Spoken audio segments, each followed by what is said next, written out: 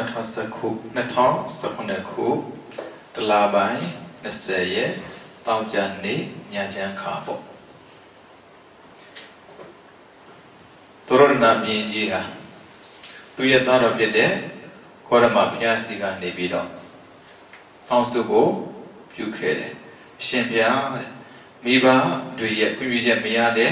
သာသမီကိုသာသနာထဲမှာနေခွင့်မပေးပါနဲ့သာသနာထဲကိုလည်းပဲထက်သွင်းခွင့်မပြုပါနဲ့တဲ့။ပါချင်းမိနေဆိုတဲ့တိုင်း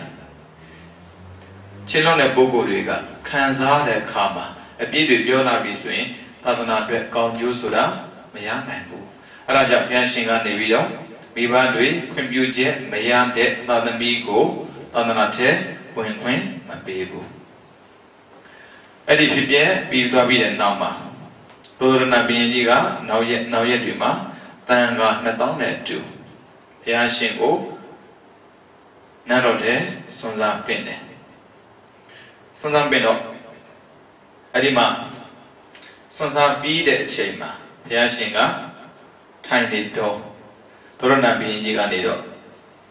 ဘုရားရှင်ကိုရှောက်တယ်အရှင်ဘုရားတဲ့အရှင်ဘုရားလူစဉ်ခါက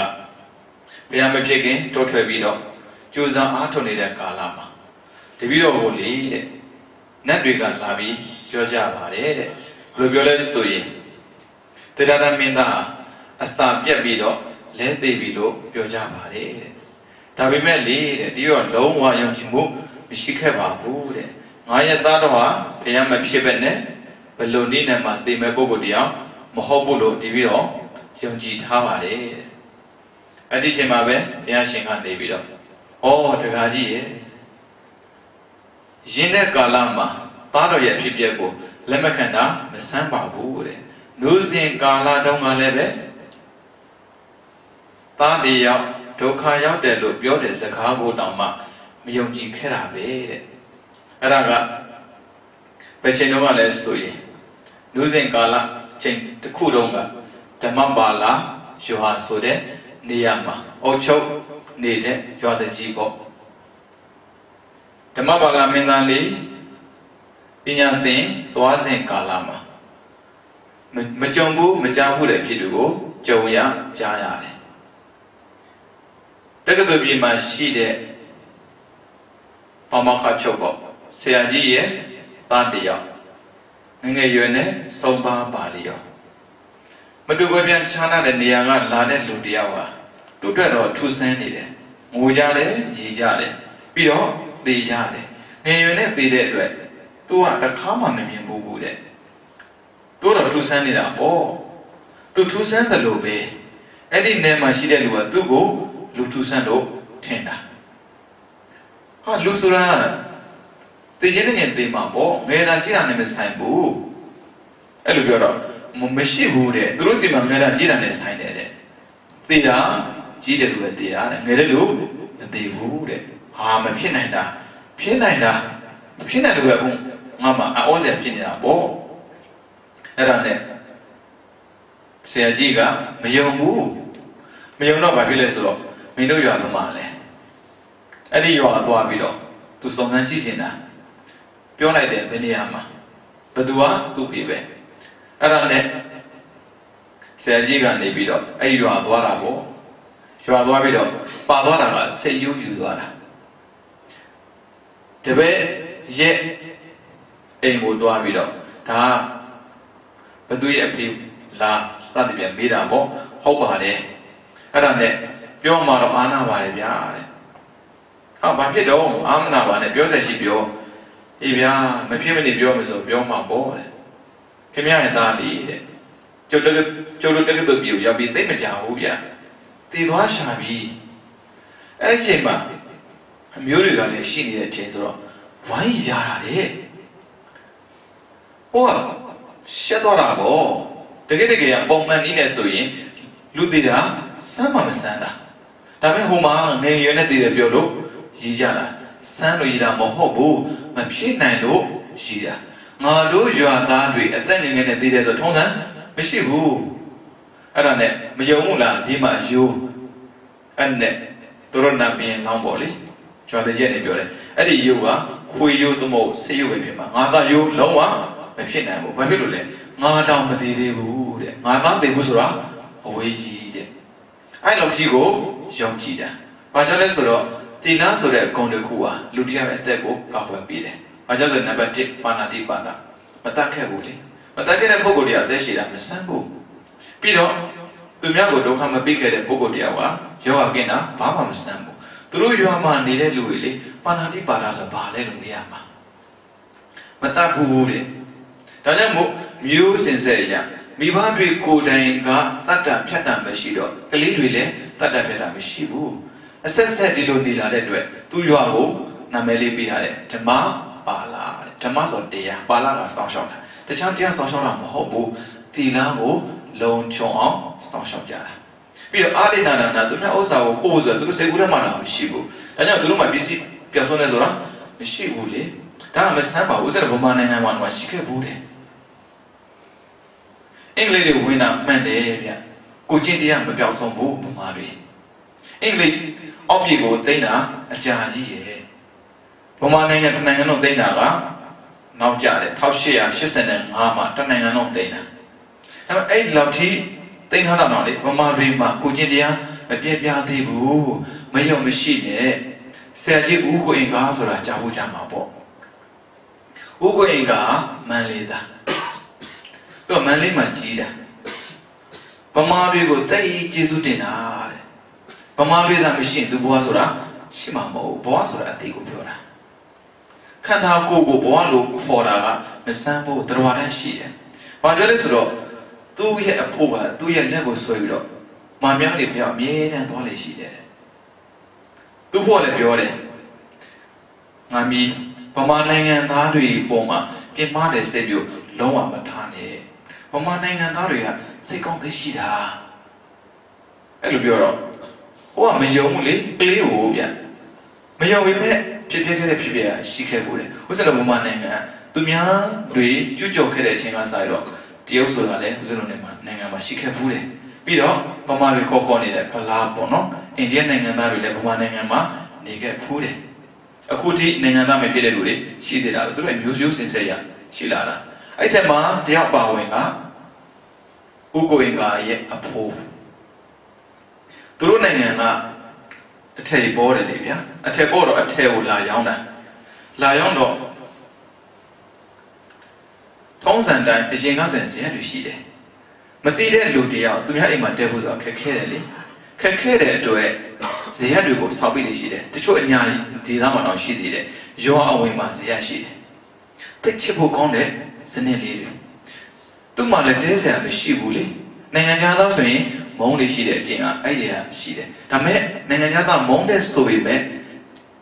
ကိုချင်းတရားမပြတ်ပြားတဲ့အတွက်မေတ္တာကရှိနေတော့မယ်မေတ္တာပြတ်လာပြီဆိုရင်သီလမရှိလို့သီလပြတ်ရင်မေတ္တာမရှိတော့ဘူးသီလနဲ့မေတ္တာတွဲရဲ့ဒါကြောင့်အသက်ကိုရှိစေတာမေတ္တာပဲအဲ့ဆိုတော့ဗမာနိုင်ငံရဲ့အရင်ကောင်းခဲ့တာဟုတ်အဲ့ဒီလူကြီးတယောက်ကနေပြီးတော့ပစ္စည်းတွေကိုရောင်းပြီးတော့ပင်မလို့ဆိုပြီးတော့ဇေယျတို့မှတဲတာလှဲကိုလည်းငားလာတယ်သူကလှဲငားတော့ခုနကဒီနာသွားတာ哦ကားဆိုတာကအခုမှတအားကိုခက်စားလာတာလေဦးဇင်းတို့နိုင်ငံလှဲလှေခေဒါကြောင့်လှဲလေအောင်မြင်းဆောင်မှမကြမ်းလို့ပြောတာပေါ့လက်ခေဆိုသူကအဲ့ပစ္စည်းတွေကိုတင်းပြီးတော့လှဲနေသွားတာသူညောင်းအိတ်လိုက်တယ်ပိုက်ဆံကိုစိနေအောင်ခိုင်းတာကလားလူမျိုးတွေပဲပိုက်ဆံသိချစ်တယ်သူလည်းချစ်တာပေါ့သိတရားသိလာတယ်ဒါပေမဲ့လေမနဲ့လင်းအာကြီးမထခြင်းလို့သူများတဲ့စောစောသွားရင်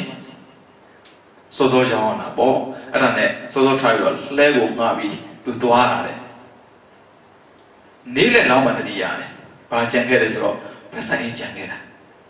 အားလို့မဆုံးဘူးဟာသွားပြီဒီလောက်ကစီနေတဲ့လူတွေကအမြဲတမ်းတတိထားရင်လည်းပတ်စံကြံခဲ့တော့သူဝမ်းနေတာပေါ့အဲ့ဒါနဲ့လှဲကိုပြန်နေဖို့ပြောတယ်လှဲသမားမလှဲဘူးမပူနဲ့တဲ့ခင်ဗျာဒီမှာပါတဲ့ပစ္စည်းအားလုံးကြောင်းပြီးပြန်တယ်ပစ္စည်းမပြောင်းစေရဘူးတဲ့အဲ့လိုဒီအမခံတာဒါမဲ့သူလည်းမယုံပေမဲ့ယုံတော့တာပေါ့မနေ့ကလေးကထွက်လာလေနေ့တည်းရောက်တဲ့ချိန်ဆိုရင်ကိုကျင်တရားမရှိတဲ့နိုင်ငံမှာသာဆိုရင်ပြောက်တာကြားပြီပေါ့ငါပြန်သွားလဲဘာမှမပြောအချိန်နဲ့ကုန်တယ်ပစ္စည်းလည်းမရောက်အောင်ဘူးဒါကြောင့်ဆက်သွားမယ်ဆိုသွားတာ ပြည်စည်းကုန်ပြီးပြန်လာသူ့အိတ်လုံးဝနေရမယွင်းဘူးတဲ့ဗမာတွေကိုထင်ကြည့်လိုက်တာအဲ့ဒီချိန်ကစပြီးတော့သူကဗမာနိုင်ငံသားစဖြစ်တာပဲဒီလိုမျိုးကိုချင်းတရားကောင်းတဲ့လူတွေနေတဲ့နိုင်ငံနေတဲ့တာပေါ့သူနေပြီးတော့သူသားကိုမျိုးစေ့ချပြီးခဲ့သူသားပြီးတော့နောက်ထပ်သူမိဟာအခုဆိုရင်ကဘာကျော်တိဖြစ်လာခဲ့တာပဲဗမာရဲ့ဂုံတိတ်ခါနဲ့ပတ်သက်ပြီးသိပြောတဲ့လူသားတယောက်ဦးဇင်းတို့အသက်ကြီးတဲ့တီသူတွေဖူးတယ်ဗမာစကားပြောတတ်တယ်ဗမာတွေကနိုင်ငံခြားမှာနေပြီးဗမာစကားမပြောတတ်တဲ့အချိန်မှာသူကနိုင်ငံခြားမှာနေရင်လည်းဗမာစကားပြောတတ်တယ်ဥပခင်ရဲ့ဂျေစုနဲ့သာသနာပြုခီးကိုသူစတင်ပြီးတော့အိန္ဒိယမှာစလုပ်တယ်ဆိုလိုတာကကောင်းတဲ့မြေမှာမွေးတဲ့လူတွေကကိုကျင့်တရားကောင်းပြီဆိုရင်မျိုးရိုးစင်စစ်ကောင်းတယ်ဒါကြောင့်ဓမ္မပါဠိရွာမှာနေတဲ့ပုဂ္ဂိုလ်တွေကမျိုးစင်စစ်ကောင်းခဲ့တဲ့အတွက်ဘယ်လိုနည်းနဲ့မှမကောင်းတာကိုမလုပ်တဲ့အတွက်စောစောသိတယ်ဆိုတာမရှိဘူးတဲ့ကိုကျင့်တရားမကောင်းတဲ့လူရဲ့ဗိုက်ထက်ကိုဝင်လာတဲ့သားသမီးကကိုကျင့်တရားမကောင်းတဲ့အတွက်စောစောသိရတာပဲဒါကြောင့်မို့အဖေမေကဘာမှဖြစ်သေးဘူးသားသမီးကယောဂမြပြီးဆုံးပါသွားတယ်ရှိနေလေကြုံရတာပဲလေဥစ္စာတော့ပုံမှန်နဲ့အခုကြုံနေပြီလေအရင်ကဆိုရင်မေးလိုက်ပြီဆိုရင်အသက်က80 80 90ကြီးပဲအခုက40 50နဲ့သွားနေကြတာဘာမှမဆန်းဘူးဓမ္မပါဠိရွာတိုင်းပဲဓမ္မပါဠိဆိုတာဒီတိုင်းပဲလေတရားကိုစောင့်တဲ့နေမှာကိုချင်းတရားပြည့်စုံနေတဲ့ပုဂ္ဂိုလ်တွေနေတဲ့အတွက်ဒါမျိုးလာပြောမယုံဘူးတဲ့အော်သွားတာအဲ့ဆရာကြီးက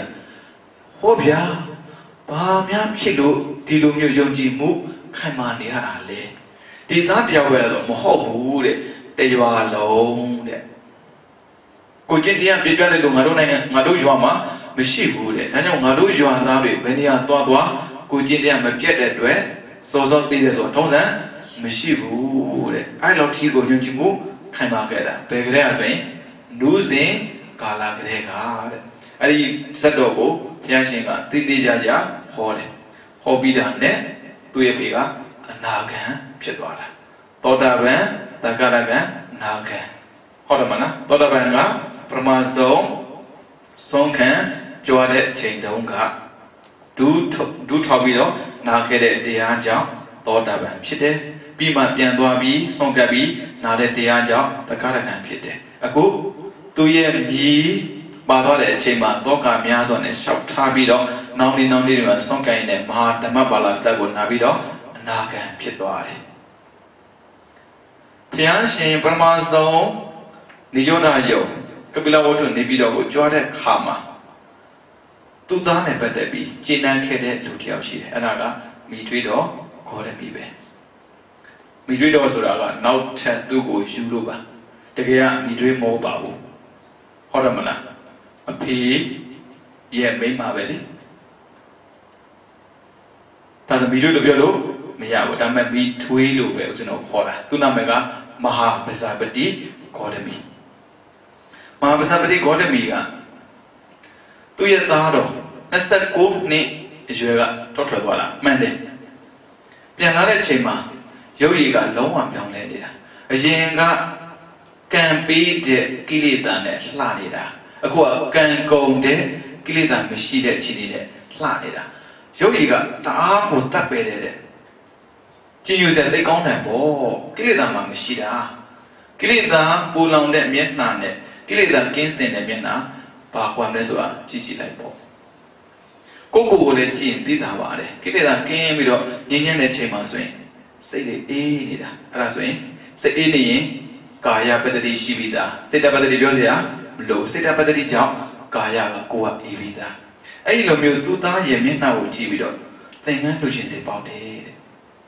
ငါသားနဲ့သင်တော်မဲ့သင်္ကန်းများငါလှူလိုက်ရရင်သိကောင်းပါပဲဆိုတော့အဲ့ဒီတွေးကိုကောင်းတယ်ပေါ့လားမိတွေတော့ခေါ်တယ်မိပဲနားတော်မှာရကန်းရမှုတိဆောက်တာ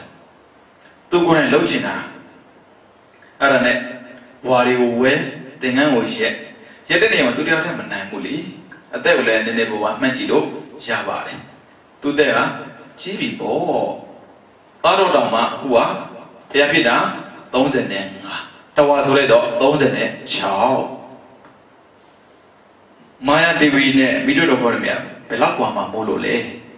မာယာဒေဝီကအသက်50ကျော်မှာကလေးရတာလေအဲ့ဆိုတွက်ကြည့်ပေါ့35ထဲကို 50တဲ့ကို35ပဲထည့်ကြည့်အောင်အဖွားကြီးကဘယ်လောက်ရှိနေပြီလဲ80ကျော်နေပြီအဲ့ဆိုတော့ရက်ကန်းကိုသူကလည်းရက်ချင်ပြီမဲ့လို့အချိန်တိုင်းရက်ဖို့ဆိုတာမဖြစ်နိုင်ဘူးလေအဲ့ဒါကြောင့်သူအခပေးပြီးတော့တိတိကျကျရက်ခိုင်းတာသင်္ကန်းတွေပြီးသွားတဲ့အချိန်မှာသင်္ကန်းနှစ်စုံသင်္ကန်းပြီးသွားတော့သောရဏဘုရင်ကြီးကိုရှောက်တယ်အရှင်မင်းကြီးတဲ့သားတော်ကိုသင်္ကန်းလှူခြင်းပါတယ်တဲ့သားတော်သင်္ကန်းလှူခြင်းတာဖြစ်တဲ့အတွက်နည်းနည်းစီစဉ်ပေးပါအောင်ဆိုတော့ကပိလဝတ္ထုနေပြီးတော့နေတော့နိရောဓယုံထိပန်းနံကိုခင်းတာပန်းခင်းနံကိုရှောက်ပြီးမှသင်္ကန်းကိုရွက်ပြီးသွားလှူတာအဲ့ဒီမှာဦးဇင်းတို့မှားတက်တဲ့ကျင့်လေးတွေရှိတယ်ဘာလို့နန္ဒနဲ့အာနန္ဒဘာကြောင့်ဆိုညီတော်အာနန္ဒလို့ခေါ်တဲ့အတွက်ဖခင်ရဲ့ညီအရင်များလားအဲ့လိုထင်တတ်တယ်ဒါကြောင့်သူရဲ့မျိုးဆက်ကိုပြန်ကြည့်ရတယ်သောရဏမှာညီကို6ယောက်ညီမ1ယောက်ရှိတယ်သောရဏဘုရင်ကြီးမှာသောရဏရဲ့ပြီးတော့ဒုထောဒနာရဲ့သက်ကောဒနာရဲ့သုတ်ကောဒနာရဲ့အာမိတောဒနာရဲ့အာမိတာရဲ့ပါမိတာရဲ့ပါမိတာကအမျိုးသမီးအငယ်ဆုံးသောရဏဘုရင်ကြီးကမိန်းမ2ယောက်ရှိတယ်မာယာဒေဝီနဲ့ပစာပတိဂေါတမီဘာကြောင့်2ယောက်ဆုံးလို့ယူရဆိုရင်သူကစစ်ကြဝဠာမင်းရဲ့ဘုရင်ဖြစ်ချင်လို့အဖေဖြစ်ချင်တာ哦2ယောက်ဆုံးလုံးကိုကောက်ယူပေးလိုက်တာ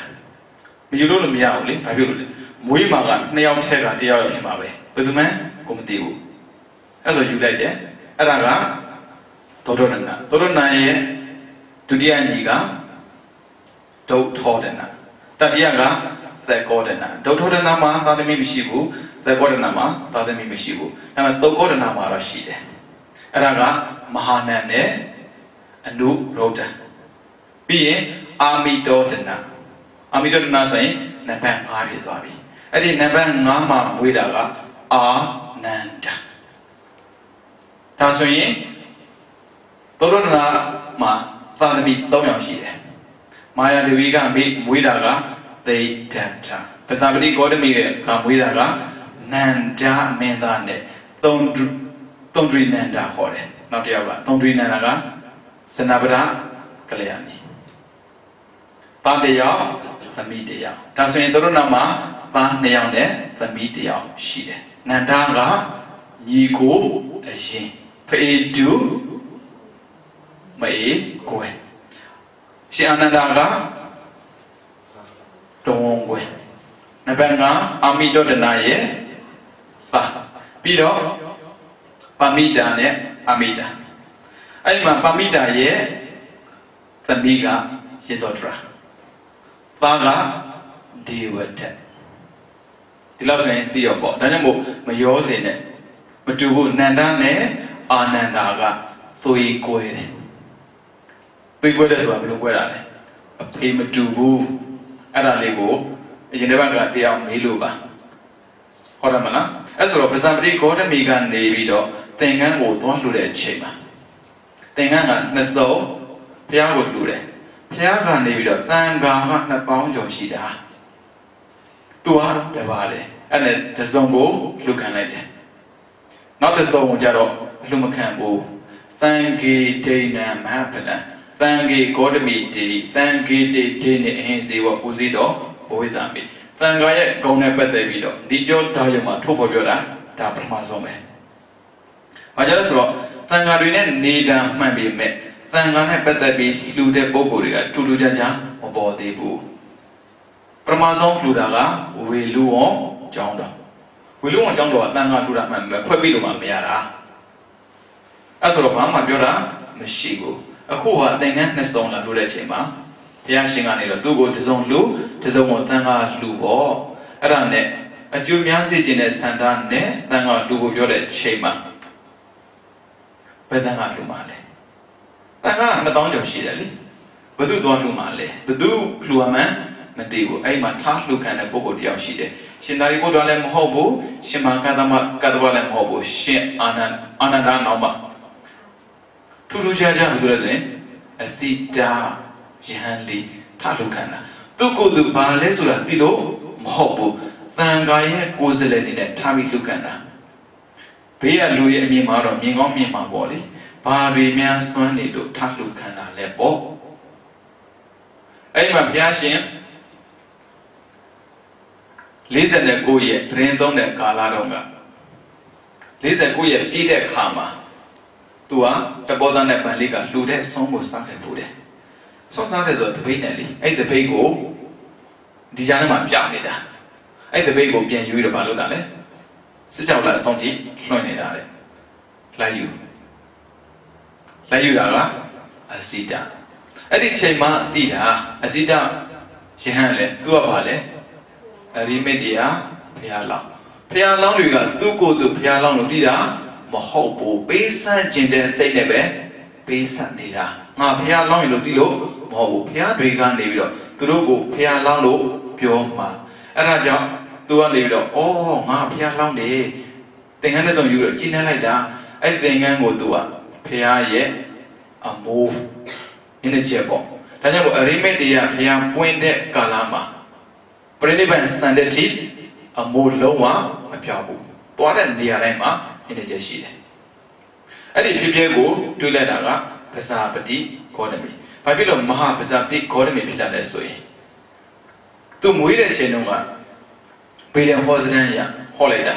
သမီးပဲမွေတဲ့သားပဲမွေသူမွေးလိုက်တဲ့သားသမီးဒီသမီးဆိုရင်စစ်ကြဝဠာမင်းရဲ့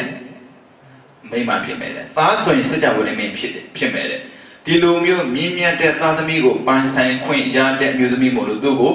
မဟာပဇာပတိမဟာကမြင့်မြတ်တာပဇာပတိကမွေးမှာမြင့်မြတ်တဲ့သားသမီးကိုပိုင်ဆိုင်ပြီးမွေးရမယ်အမျိုးသမီးမို့လို့သူ့နာမည်ကိုမဟာပဇာပတိဂေါတမီကသူ့ရဲ့အနွယ်ဂေါတမအနွယ်မို့လို့သူ့ကိုဂေါတမီလို့ခေါ်တာသူ့ရဲ့ကုသိုလ်ကံဥစဉ်လို့ပြန်ကြည့်တဲ့အခါမှာဘယ်ကစခက်တယ်လဲဆိုရင်ဘဒုမောဒရာမြတ်စွာဘုရားပဲလွန်ခဲ့တဲ့ကဘာတသိန်းကာလကသူကဟန်သာဝတီနေပြီးတော့မှမျိုးကောင်းသမီးတယောက်ဖြစ်ခဲ့ဖို့တဲ့တအားချမ်းသာတယ်လို့တော့မပါဘူးဗျအမျိုးကောင်းသမီးတယောက်ဖြစ်တယ်ဘာကြောင့်လဲဆိုတူယူစရာပါလို့မျိုးကောင်းသမီးတယောက်ဖြစ်ပြီးသူကတရားကိုနိုင်တဲ့တရားမှာရတ္တိညုမဟာတာခေါ်တယ်ပရမဆုံးသာသနာထက်ကိုဝင်ပြီးတော့ပရမဆုံးတရားရသူဟာရတ္တိညုဒါကြောင့်ကိုယ်ဉာဏ်ကိုလည်းပဲအညာတိ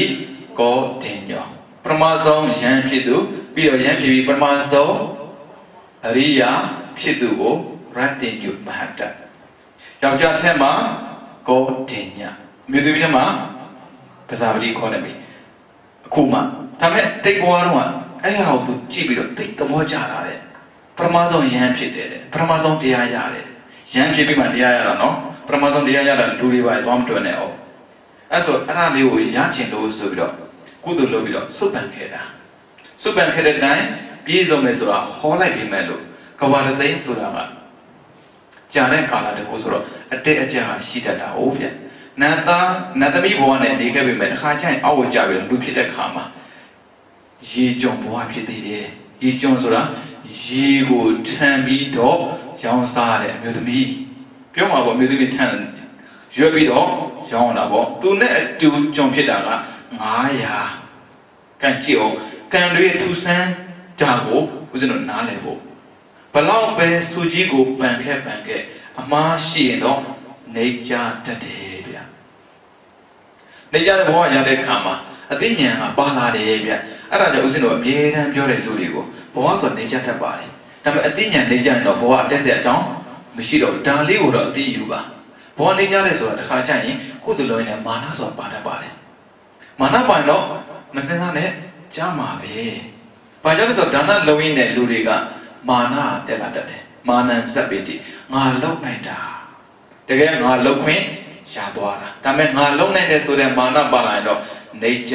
သွားမှာပဲနေကြတဲ့ဓာန်ကိုခံနိုင်ရှိပြီးတော့အသိနဲ့ဖြတ်သန်းတာကအသိဉာဏ်ပါသူအခုပဇာပတိဂေါတမီရလည်းပဲအသိဉာဏ်ပါတဲ့အတွက်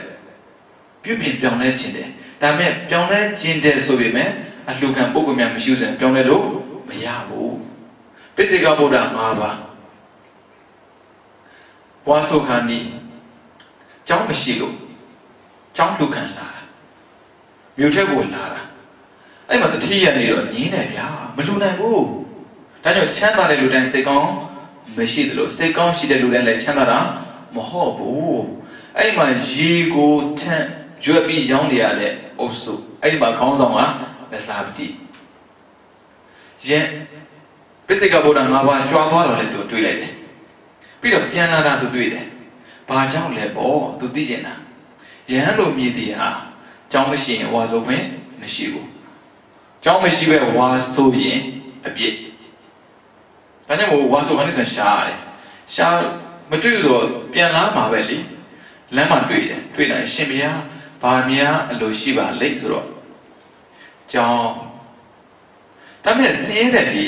ကြောင်းလူဆိုတာဖြစ်နိုင်ပါမလားတွေးပါလိမ့်မယ်မဖြစ်နိုင်ဘူးဆိုတာအသိရှိတဲ့သူမှမရှိဘူးဖြစ်အောင်လို့သူလုပ်ပါသူလှူချင်လိုက်တာလှူရင်ကောင်းမှာပေါ့ကိုယ်ဆိုရင်အဲ့လိုတွေးနေမှာ तू ကလှူရင်ကောင်းမှာပေါ့လှူကိုလှူမှာစိတ်ဓာတ်တွေကြွားချတာပြောတာဦးဇင်းတို့ဆိုရင်လှူရင်ကောင်းမှာပေါ့စဉ်းစားမှာ तू ကမဟုတ်လှူကိုလှူမှာဘာနဲ့လှူမှာလဲစဉ်းစားမှာပေါ့ဘာကြောင့်ဆိုရေးသေးတွေမှာလဲယောက်ျားတွေကရှိကြတယ်လေ तू အမခံလာလဲစွန်စားပါပင်ထားတာဘယ်နေ့လှူမယ်အပီပဲမလှူရသေးဘူးနော်မရှိသေးဘူးစိတ်ဓာတ်ခိုင်မာတာဒါကြောင့်လွန်မြောက်မှုရသွားတာပဲအမခံခဲ့တယ်ပြီးတော့ရေစစ်ကိုသူပြန်သွားတာ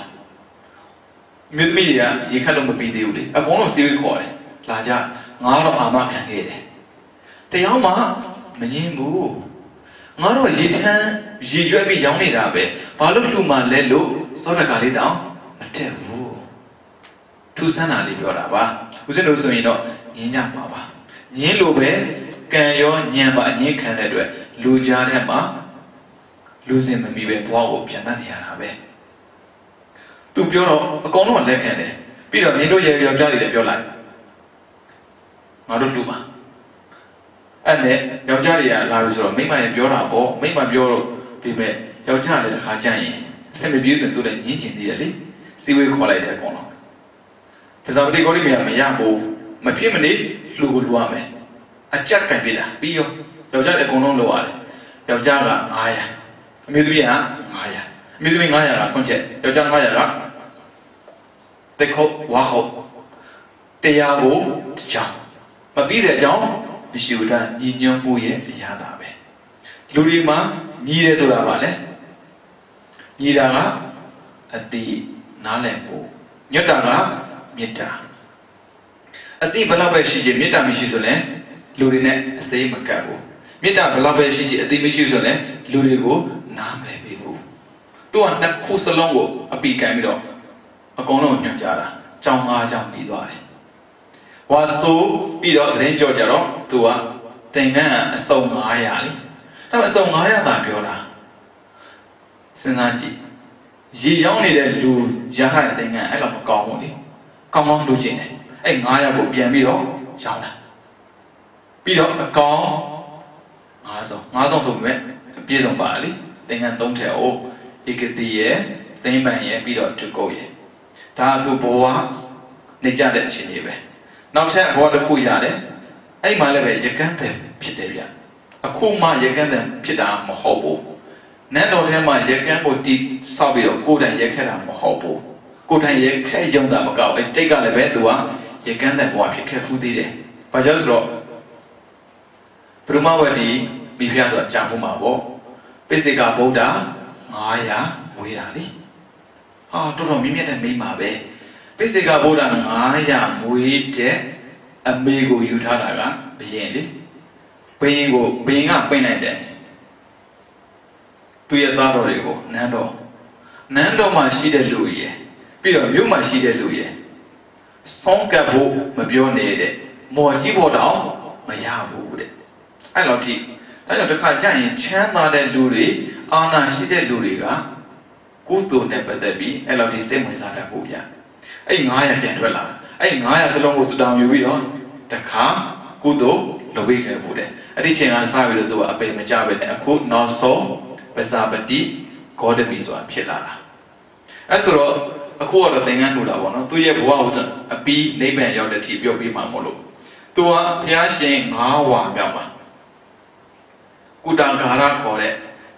ကျောင်းတော်ကြီးမှာဝိသလိမှာရှိတယ်အဲ့ကျောင်းမှာဘုရားရှင်တင်သုံးနေတဲ့အချိန်ဘုရားရှင်စီကသူတစ်ခါတောင်းခဲ့ဖူးတယ်ဘေခုနီယဟန်မှာပြုခွင့်ဘုရားညင်းတယ်မပေးနိုင်ဘူးပေးလို့လည်းမဖြစ်ဘူးညင်းခံခဲ့ဖူးတယ်ဒါပေမဲ့သောရဏဘုရင်ကြီးကဖျား9ဝါရမှာပြိဋိဘံစံတာမထားပေါ့ဘယ်လောက်ရှိပြီဆိုတာအသက်9ဝါရမှာပြိဋိဘံစံတယ်အသက်ဥဒ္ဒမှန်းတာကြည့်တော့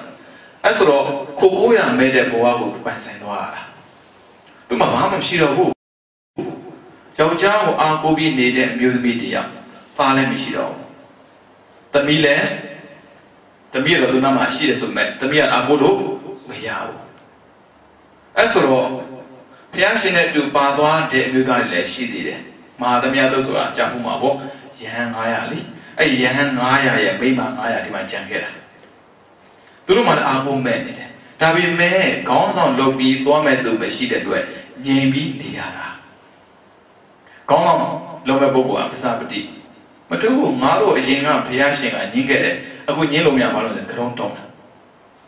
ခေါင်းရိပ်တယ်ဖျားပြောတဲ့သင်္ကန်းမျိုးကိုဝတ်ပြီးတော့ခပိလဝတ္ထုနေပြီးတော့နေတော့ဝေသာလီဗျဖဏတ်မပါပဲလမ်းလျှောက်တာမှန်းကြည့်လိုက်ဗုဒ္ဓခါးရောက်ကိုရောက်ဖြစ်တဲ့လူတိကိုသိတယ်ကပိလဝတ္ထုနေပြီးတော့ဆိုတာဒီဘောမှာရှိတယ်ဝေသာလီဆိုတာကပတနာအစမှာရှိတယ်ဟိုဘက်ကပတနာဒီဘက်ကဝေသာလီနည်းနည်းနော်ခီမဟုတ်ဘူးယဟန်ဝတ်ချင်တဲ့စန္ဒကအသက်ကိုပါပိတ်ဆက်ဖို့ဝန်မလေးဘူးလမ်းလျှောက်ပြီးလာတာခြေတော်တွေစုပ်ဖြတ်ကုန်ရောပေါ့မြေမင်းသားဘဝနဲ့နန်းတော်မှာနေခဲ့တဲ့အဖွားကြီးတရားအခုမြေကိုနင်းပြီးလာတာအတိလိုချင်တော့ကုဒါကရာကြောင့်တဲ့မဝင်ရင်ဘူးဖျားရှင်ကနောက်တတစ်ခါများညင်ခဲ့မဲ့ဆိုရင်ပင်ပန်းတဲ့စိတ်နဲ့တည်သွားလိမ့်မယ်မဝင်ရဘူးအဲ့နဲ့ရှင်နန်းနဲ့သွားတွေ့တာရှင်နန်းတော့ပြောကောင်းတယ်လေအပြောကောင်းတဲ့နေရာမှာရှင်နန်းပြီးမှမထင်ဘူးဖျားကဖွင့်ပြရတာပဲသွားပြောတယ်ဖျားပဲတယ်နောက်တစ်ခါပြောတယ်ပဲတယ်ရှင်ဖျားရဲ့တဲ့သာသနာမှာ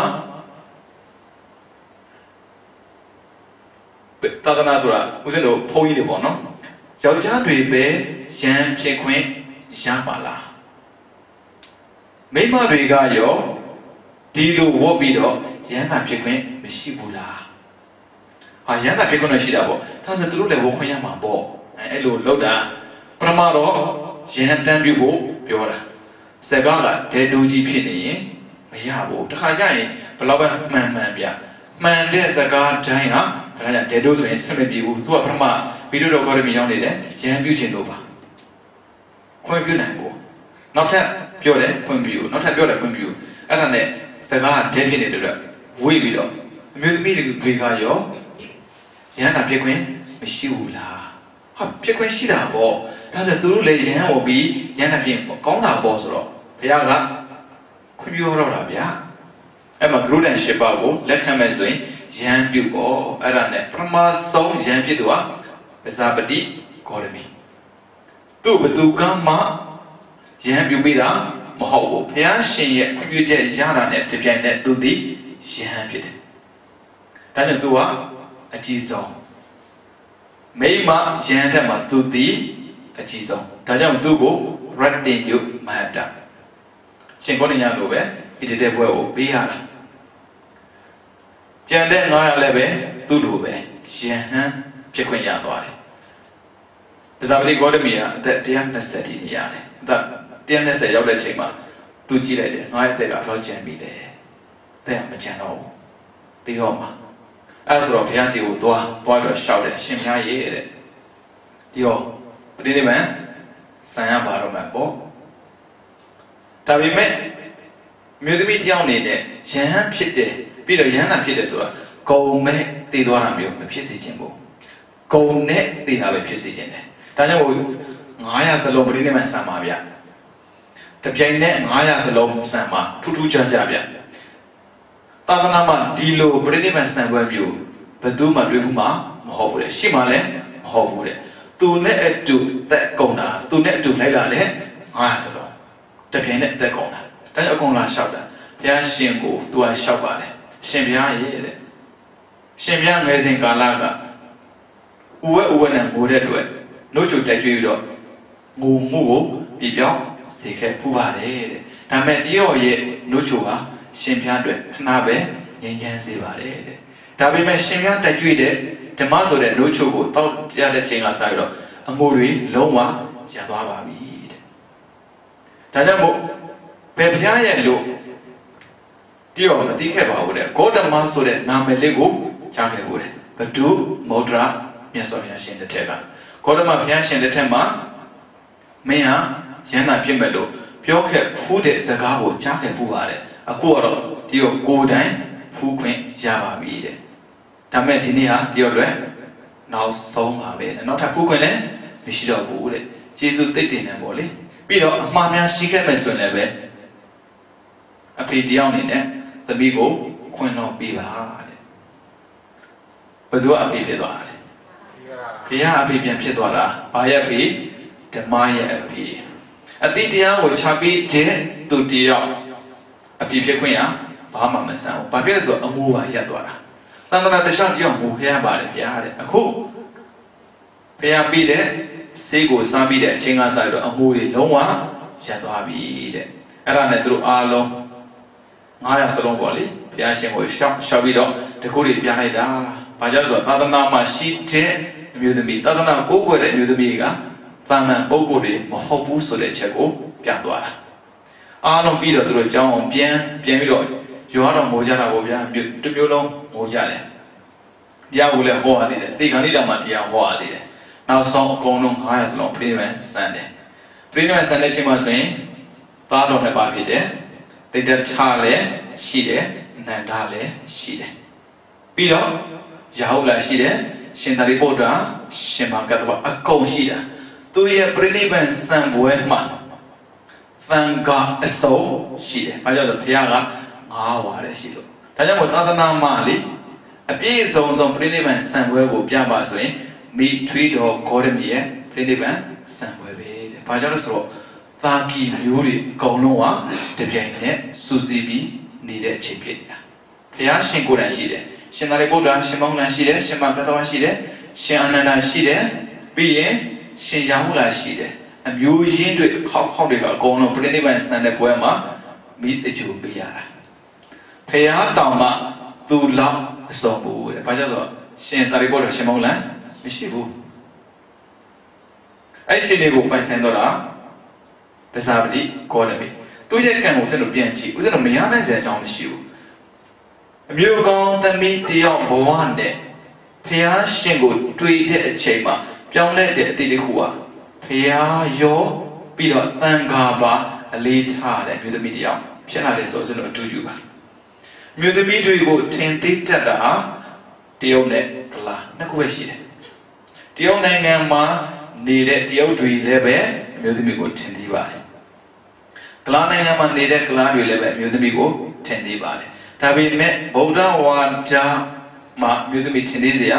လုံးဝမရှိဘူးဆိုတဲ့အချက်တစ်ချက်ကိုပစာပတိဂေါတမီကချပြသွားတယ်သာသနာမှာဘသူနဲ့မှမတူတဲ့ပြိဋိဘံစံပွဲကြီးကိုတောင်မှ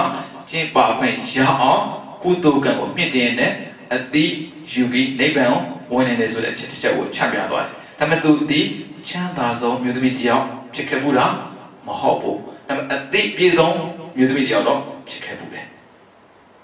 ဘုရားမန္တရမြတ်စွာဘုရားနဲ့တွေ့တယ်လို့ပဲအခုဂေါတမဘုရားရဲ့သာသနာနဲ့ဥစ္စာတို့ကြုံနေတာပဲလေသာမန်အမျိုးသမီးတယောက်နေတဲ့ကြုံနေတယ်လို့ပြောကိစ္စမရှိဘူးဒါပေမဲ့သံမာအသိရှိဖို့တော့လိုအပ်တယ်သံမာမျိုးမှဘယ်လိုပဲနေသံမာအသိရှိရင်ဘာဖြစ်မလဲပစာပတိဂေါတမီလိုပဲအာလုံးကဂယုဆိုင်ရတဲ့ပုဂ္ဂိုလ်တယောက်ဖြစ်မှာပါပဲဂယုဆိုင်ခံခြင်းလို့ဒီလို့ကိုလုပ်တာမဟုတ်ဘူးဒီလို့လုံးရင်းနဲ့ဂယုဆိုင်ခံရတဲ့ဆိုတဲ့အဖြစ်တစ်ခုကိုသိစေခြင်းနဲ့ရစေခြင်းနဲ့ဒါအမျိုးသမီးတွေဘလို့နည်းနဲ့မှအားငယ်စရာမရှိဘူးဆိုတဲ့အချက်တစ်ချက်ကိုပစာပတိဂေါတမီကပြသွားတာပဲငါတို့ရဲ့ဘဝကိုသာမန်လို့မတွေးလိုက်ပါနဲ့တဲ့ဂေါတမနဲ့သာသနာတွေ့ပြီဆိုရင်သံမာပုဂ္ဂိုလ်တွေဖြစ်တဲ့ဆိုတာကိုသိပေးလိုက်ပါဒိဋ္ဌိလေးထက်မဲ့ဆိုရင်သံမာဒိဋ္ဌိဆိုမှန်ကန်တဲ့အသိကိုယူပြီးတော့ဘဝကိုဖြတ်သန်းမဲ့ဆိုရင်ပစာပတိဂေါတမီလိုပဲပြိဋိဘံစံခွင့်ရမှာပါပြိဋိဘံစံခွင့်ရတယ်ဆိုတာ သေတာကိုပြောတာမဟုတ်ဘူးကိလေသာပြိနိဗ္ဗာန်ခေါ်တဲ့လောဘဒေါသမောဟတွေသေသွားမှာပါလောဘဒေါသမောဟသေပြီဆိုမှတော့ဘဝဆိုတာရှိစေအကြောင်းမရှိတော့ဘူးအဲ့ဒါကြောင့်ငါတို့အမျိုးသမီးပဲဆိုတဲ့အတွေးနဲ့ဘဝမှာနေကြတဲ့စိတ်မျိုးကိုမွေးเสียမလိုပါဘူးသာသနာကလူတယောက်တာမကတော်အားလုံးကိုပါလွန်မြောက်စေနနာမို့လို့အမျိုးသမီးရဲ့အမျိုးသားရဲ့လို့ခွဲခြားမနေပဲနဲ့မြင့်မြတ်တဲ့စိတ်ကိုယူပြီးတော့အသီးကိုသုံးရင်းနဲ့အကျင့်ပြည့်အောင်ဖြည့်ရင်ဘဝကိုဖြတ်သန်းမဲ့ဆိုရင်တော့သာသနာမှာပြိဋိဘံဆန်သွားတဲ့ယဟန်ယောက်ျားယဟန်မိန်းမတွေးလို့ပဲအခုလူယောက်ျားလူမိန်းမတွေလည်းပဲပြိဋိဘံဆန်ခွင့်ရမှာပါကိုယ့်ရဲ့စိတ်ကိုနှိမ်ချပြီးတော့ဘဝကိုဘဝပါနှိမ်ချတဲ့စိတ်နဲ့တော့ဘဝကိုမသွားကြပါနဲ့စိတ်ကိုနှိမ်ချပြီးမယ်အတိကတော့မြင်မာနေပါစေမြင်မာတဲ့အတိနဲ့တတိတွဲမိပြီဆိုရင်သူတော်စင်တွေလူလာတောင်းတနေတဲ့လောဘဒေါသမောဟကင်းရဖြစ်တဲ့နိဗ္ဗာန်ကိုရမှာပါပဲအဲ့ဒါကြောင့်တရားချစ်ခင်သူတော်စင်များအနေနဲ့ဘုရားရှင်များသွားရလံအရိယသူတော်ကောင်းများသွားရလံအမျိုးသမီးသူတော်ကောင်းများသွားရလံအတိုင်းလောဘဒေါသမောဟကင်းရဖြစ်တဲ့လမ်းစဉ်ကိုလိုက်ဖို့ဆိုရင်မြင်မတဲ့အတိနဲ့မှန်ကန်တဲ့အကျင့်ကိုကျင့်သုံးပြီးတော့မတရားဖို့တရားများကိုလင်းမြန်စွာရနိုင်သောသူတော်ကောင်းများဖြစ်ကြပါစေကုန်သတည်း